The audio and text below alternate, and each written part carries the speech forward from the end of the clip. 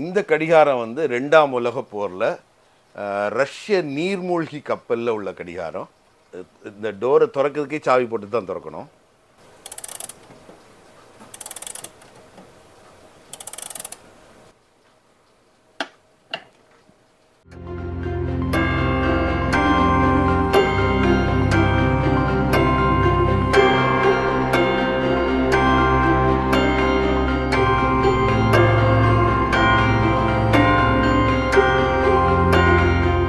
Collection 1983 நான் 12ஆம் class படிக்கும்போது தொடங்கினேன்.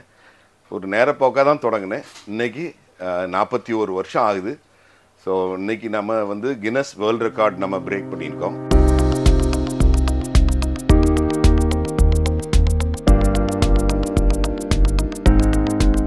வேர்ல்ட்ஸ் லார்ஜஸ்ட் கிளாக் கலெக்ஷனில் இருக்கிறோம். அதுக்கப்புறம் என்ன ஒன்று, என்னோட ஃபஸ்ட்டு கிளாக் வந்து எனக்கு தாத்தாக்கு வெள்ளைக்காரங்க பிரிட்டிஷ் கவர்மெண்ட் கொடுத்த கிளாக்.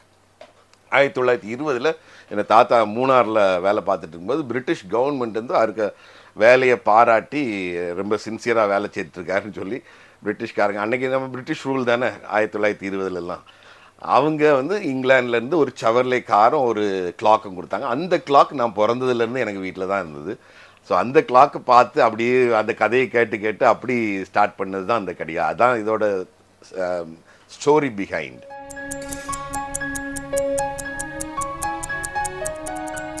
என்னோட கலெக்ஷனில் 90% ஸ்கிராப் ஷாப்லேருந்து வாங்குறது. ஸ்கிராப் ஷாப்லன்னா வேண்டான்னு சொல்லி தூர போடுற கடிகாரங்களை நம்ம வாங்கி உடஞ்சி எடுத்துருக்கோம். அதை வாங்கி எனக்கு நான் மெக்கானிக்ஸை வச்சு ரெடி பண்ணி அதுக்கு உயிர் கொடுத்து இன்றைக்கி எல்லாமே பர்ஃபெக்ட் கண்டிஷனில் இருக்குது.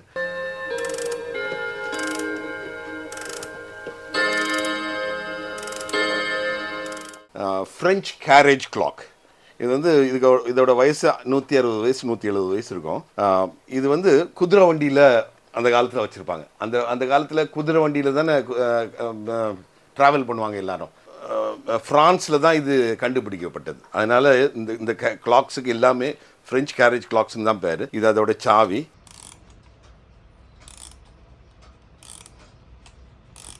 இது வந்து பேலன்ஸ் வீல் டெக்னாலஜியில் ஓடுற கிளாக். இதில் இருக்கும் பேலன்ஸ் வீல். மெக்கானிக்கல் ரிஸ்ட் வாட்சஸில் இந்த மூமெண்ட்ஸ் தான் பேலன்ஸ் வீல் மூமெண்ட்.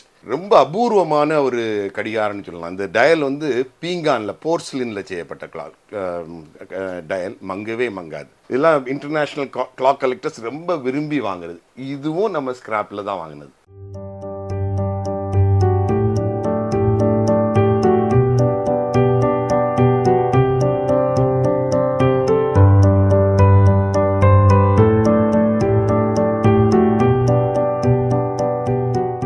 இங்கே வர்றவங்க நிறைய பேர் கேட்குற கேள்வி நான் உங்களுக்கு சொல்கிறேன். எதனால இந்த கடிகாரத்தை சேகரித்தார்?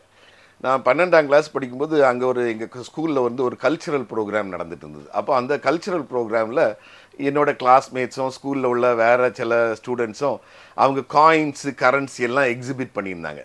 ஸோ அந்த காயின்ஸ் கரன்சி எல்லாம் டீச்சர்ஸ்லாம் பார்த்துட்டு சூப்பராக இருக்குது அப்படி இப்படின்னு. நான் விளையாட்டு போக்காக நான் சொன்னேன், நான் வந்து ஒரு பொருள் கலெக்ட் பண்ண போகிறேன், கடிகாரம் கலெக்ட் பண்ண போகிறேன், அந்த கடிகாரத்துக்கு உயிர் இருக்கும், ஓடும் அப்படின்னு சும்மா விளையாட்டு போக்கா சொன்னேன்.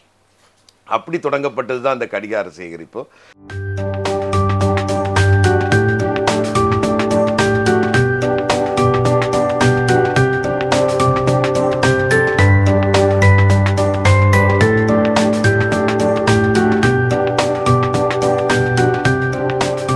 ஒவ்வொரு காலகட்டத்திலையும் ஒவ்வொரு விதமான கடிகாரங்கள் நாட்டில் உலகத்தில் இருந்தது.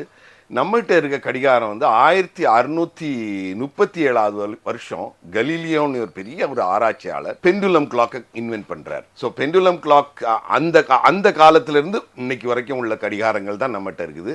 இங்கே இருக்கிற கடிகாரங்கள் எல்லாமே மெக்கானிக்கல் கடிகாரங்கள்.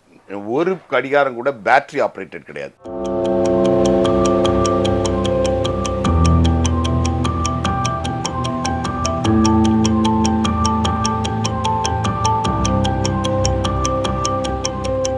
weight driven clocks, spring driven clocks, fusee clocks, anniversary clocks, cuckoo clocks, இந்த மாதிரிப்பட்ட எல்லாம் பழைய காலத்து கடிகாரங்கள். 300 வருஷத்துக்கு நம்மகிட்ட இருக்க ஓல்டஸ்ட் கிளாக் வந்து 290 வருஷத்துக்கு முன்னால் இங்கிலாந்தில் பட்டறையில் செய்யப்பட்ட கிளாக். அது வந்து நம்மகிட்ட உள்ள ஒரு ட்ரம்ப் கார்டு.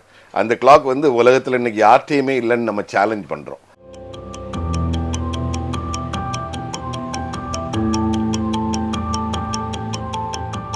இந்த கிளாக் தான் நம்மகிட்ட இருக்கிறதுல oldest clock, 290 years old. This clock is a spring driven clock. இந்த 2 ஸ்ப்ரிங்கில் தான் இதோட மெக்கானிசம் ரன் பண்ணுது. இதுதான் முள் ஹேண்ட்ஸு. இந்த முள்ளை திருப்புறதுக்கு இது டைம் அட்ஜஸ்ட் பண்ணுறது. இந்த கிளாக் வந்து நான் எங்கே வாங்கினேன்னா மாயவரம், இன்னைக்கு மயிலாடுதுறை. நான் 92 அப்போ இதை ஒரு ஸ்கிராப் ஷாப்பில் வாங்கினேன். அன்றைக்கே 1100 கொடுத்து வாங்கினேன். அன்றைக்கி அது பெரிய அமௌண்ட்டு.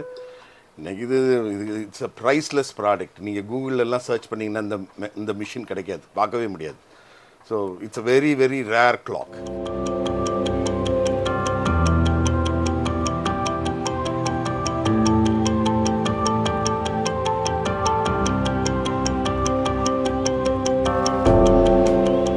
எந்த மியூசியத்துலேயும் அந்த கடிகாரம் இல்லை, எந்த கலெக்டர்ஸ்டையும் இல்லை. நம்மளை மாதிரி உலகத்தில் 387 கடிகார சேகரிப்பாளர்கள் இருக்காங்க. இந்த கிளாக்கை வந்து நான் இன்டர்நெட்டில் எல்லாத்தையும் எக்ஸிபிட் பண்ணியிருக்கேன். அந்த கிளாக் இன்றைக்கி வரைக்கும் யாருமே அவங்க பார்த்ததும் கிடையாது. இன்றைக்கி வரைக்கும் நமக்கு யாரும் சேலஞ்ச் பண்ணல. அதே மாதிரி இன்னொன்று, த வேர்ல்ட் ஸ்மாலஸ்ட் கிளாக்கும் வேர்ல்டில் நம்மகிட்ட தான் இருக்குது. அதுவும் நீங்கள் இன்டர்நெட்லேயோ கூகுள்லேயோ எங்கே பார்த்தாலும் இருக்காது. ஸோ 1860களில் செய்யப்பட்ட அந்த கிளாக்கு, அந்த ஸ்மாலஸ்ட் பெண்டுலம் கிளாக், அதுவும் நம்மகிட்ட மட்டும்தான் இருக்குது. இதை மாதிரி சில ட்ரம்ப் கார்ட்ஸ்லாம் நம்ம கலெக்ஷனில் இருக்குது.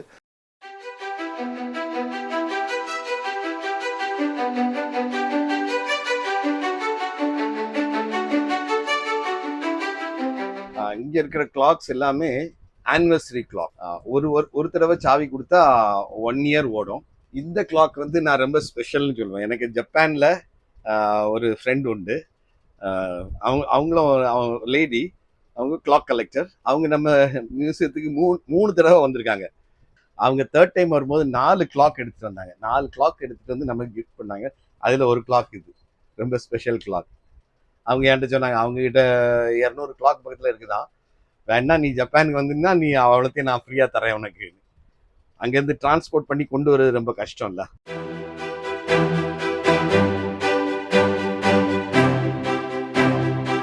எவ்வளவுமே ரிஸ்ட் வாட்சஸ், இல்லை 100 வருஷத்துக்கு மேலே உள்ள வாட்சஸ். இதெல்லாம் வந்து பாக்கெட் வாட்சஸ், காந்தி கடிகாரம்னு சொல்லுவாங்க. ரிஸ்ட் வாட்சஸ் கண்டுபிடிக்கிறதுக்கு முன்னால் இந்த மாதிரி வாட்சஸ் தான் யூஸ் பண்ணப்பட்டது. இதெல்லாம் 150 years old. இது எல்லாமே ரிஸ்ட் வாட்சஸ் தான். இந்த பாக்கெட் வாட்சோட ஹிஸ்ட்ரி வந்து ரொம்ப இன்ட்ரெஸ்டிங் வாட்ச் ஹிஸ்ட்ரி. எப்படின்னா, நம்ம சவுத் இந்தியன் ரயில்வே கம்பெனி வந்து லண்டனில் வெள்ளைக்காரன் நிறுவியிருக்கான். 1872 சவுத் இந்தியன் ரயில்வே கம்பெனியை வந்து லண்டனில் நிறுவியிருக்கான். அந்த லண்டனில் நிறுவிட்டு நிறைய பொருட்களில் லண்டன்லேருந்தே செஞ்சு எடுத்துகிட்டு வந்திருக்கான். இந்த டயலில் பார்த்தீங்களா, SIR, south Indian railway company. இது வந்து டெய்லி சாவி கொடுத்தா தான் ஓடும். இந்த வாட்ச் வந்து ரொம்ப ரேர். ரயில்வே, நம்ம இந்தியன் ரயில்வே மியூசியத்தில் கூட இது இருக்க வாய்ப்புகள் கிடையாது. இந்த மிஷினை காமிக்கிறேன்னா,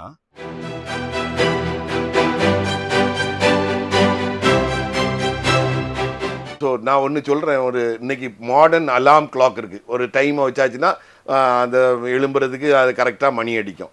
1500 வருஷத்துக்கு முன்னால் அலாரம் கிளாக்ஸ் எப்படி இருந்ததுன்னா, ஒரு கேண்டிலில் ஒரு குச்சியை வச்சு, ஒரு கம்பியை வச்சு ஒரு வெயிட்டை போட்டு வச்சுருவாங்க. அந்த கேண்டில் உருகி வரும்போது அந்த வெயிட் வந்து கீழே விழும். ஒரு பீங்கான் தட்டு வச்சுருப்பாங்க. அந்த கீழே விழுந்தோடனே அந்த சத்தத்தில் தூங்கிட்டு இருக்கவங்க முழிச்சிருவாங்க. ஸோ அந்த பழைய காலத்தில் இருந்து எப்படி இவால்வ் ஆகி வந்ததுன்னு பார்க்கும்போது ரொம்ப இன்ட்ரெஸ்டிங்காக இருக்கும்.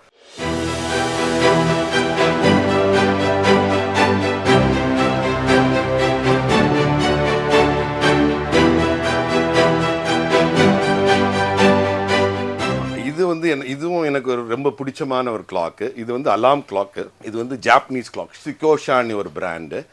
1910 செய்யப்பட்ட கிளாக்கு. இது டெய்லி வைண்டிங் கிளாக். இங்கே தான் வைண்டிங் செக்ஷன் இருக்குது. இது வந்து இந்த ஜாப்பனீஸ் கிளாக் வந்து இந்த கம்பெனிக்காரங்க வந்து ஃப்ரெஞ்ச் கிளாக்கை பார்த்து காப்பி பண்ண கிளாக்.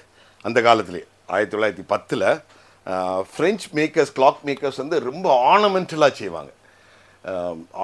செய்வாங்க அந்த காலத்தில்.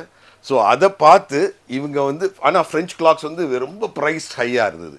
ஸோ அந்த காலத்தில் ஜாப்பனீஸ் தான் ப்ரைஸ் எல்லாம் உடச்சி ரொம்ப கம்மி ரேட்டுக்கு காப்பி, இன்றைக்கி வந்து ஃபஸ்ட் காப்பி செகண்ட் காப்பின்லாம் சொல்கிறேன் தெரியுமா, அதே மாதிரி அன்னைக்கு ஜாப்பனீஸ் மேனுஃபேக்சரர்ஸ் வந்து French clocks, German clocks, England கிளாக்ஸ்லாம் காப்பி பண்ணி சீப்பர் ரேட்டுக்கு கொடுத்த கடிகாரங்களில் ஒன்று. ரொம்ப அருமையான கிளாக்கு. இது வந்து இந்த மெட்டீரியல் வந்து France. So it's a wonderful clock. It's collector.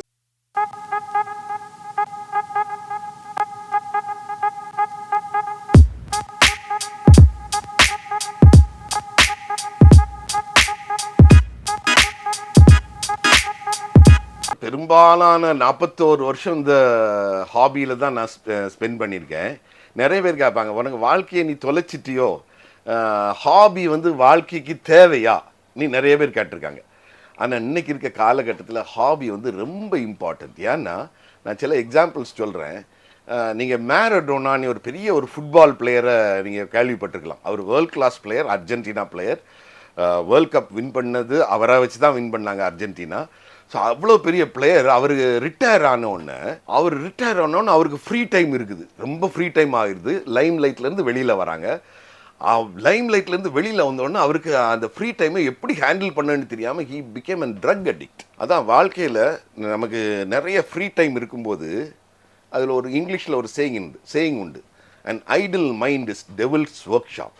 நீ வேலை இல்லாமல் சும்மா இருக்கும்போது உனக்கு மூளை வந்து, புத்தி வந்து என்ன செய்யலாம், அங்கே போகலாமா இங்கே போகலாமா, தப்பான சில ஆளுகள் அதை கண்ட்ரோல் பண்ண தெரியாமல் தப்பான காரியங்களுக்கு போயிடுவாங்க. ஸோ ஃப்ரீ டைமை ஆக்கியபைடாக வைக்கிறதுக்குள்ளது தான் ஹாபி.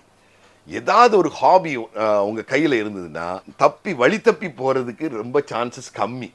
அதனால தான் ஃபார்மர்ஸ் எப்படின்னா உழவு தொழில் வந்து அது ஹாபி ரிலேட்டடாக தான் இருக்குது. எந்த ஒரு